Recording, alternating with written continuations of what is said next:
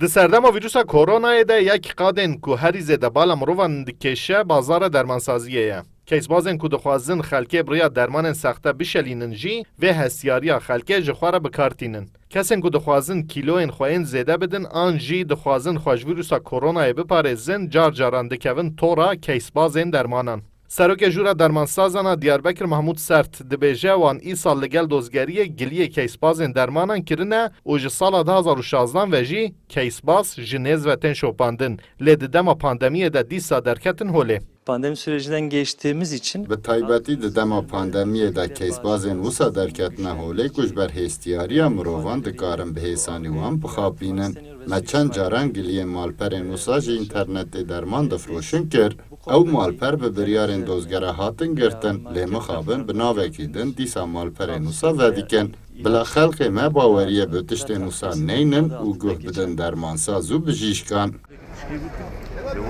Yek ji rêbazên ku herî zêde kesbazên dermanan bikartînin jî firotin û reklama birêya internetê ye.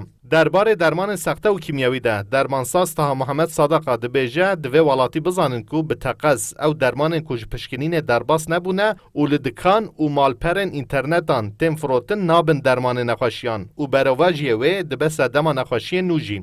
Gelê xwe tamam re dibêjin, ti tişkî ser internetê hela ji bo tenduristiya we be, tişkî ser internetê nesîn ji ber ku dirêk fermî de her tiştî wî de ne amade be bela wîna ser internetê nehêsendin. Ji ber ku ser internetê gelek cara em lê nerin tiştê sexte tê firotin, tiştê mexşûş tê firotin.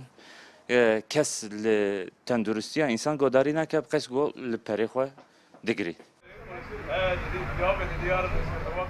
Dermansaz bank dikin ku rê li ber firotina dermanan al market û dikanan were girtin û sizayê binpêkirina yasayan jî were tûntir kirin. Ji ber ku her çiqas hîn vaksînek bo koronayê nehat be peydakirin jî gelek deveran dermanên sexte wek dermanê koronayê tên firotin û ev yek her ku diçe zêdetir dibe. Mahir Yüksel, Kurdistan 24, Diyarbekir.